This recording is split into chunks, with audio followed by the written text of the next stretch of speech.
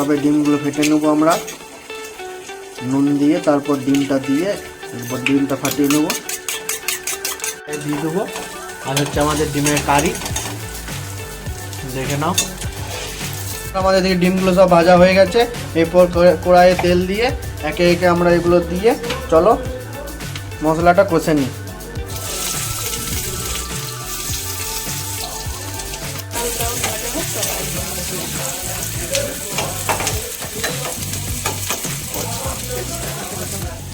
আমাদের পেঁয়াজটা লাল ব্রাউন করে ভাজা হয়ে গেছে। এরপর আমরা আদা রসুনের পেস্টটা দিয়ে দেবো আর মশলাগুলো একে একে দেবো। এরপর কড়াইয়ে দিয়ে নাড়িয়ে চাড়িয়ে মশলাগুলো একে একে দিয়ে দেবো।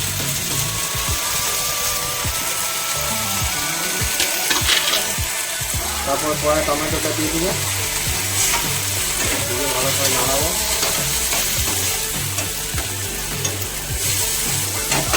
মশলাটা কষে নিতে হবে 2 minute.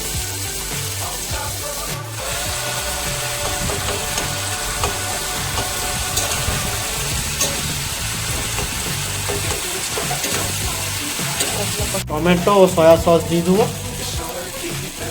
Tomato sauce soya sauce দিয়ে তারপর একটু আমরা জল দিয়ে দেবো।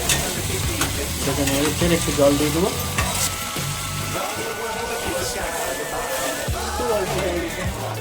সামান্য একটু জল দিয়ে একটু ফুটে গেলে ডিমগুলো দিয়ে আমরা নামিয়ে নেবো। আমাদের ডিমের কারি রেডি।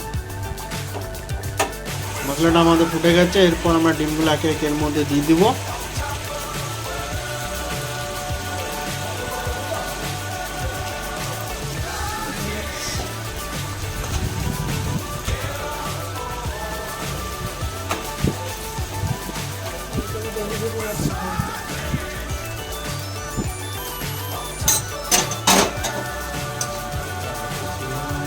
তারপর ধনে পাতা দিয়ে এরপর আমরা নামিয়ে নেব।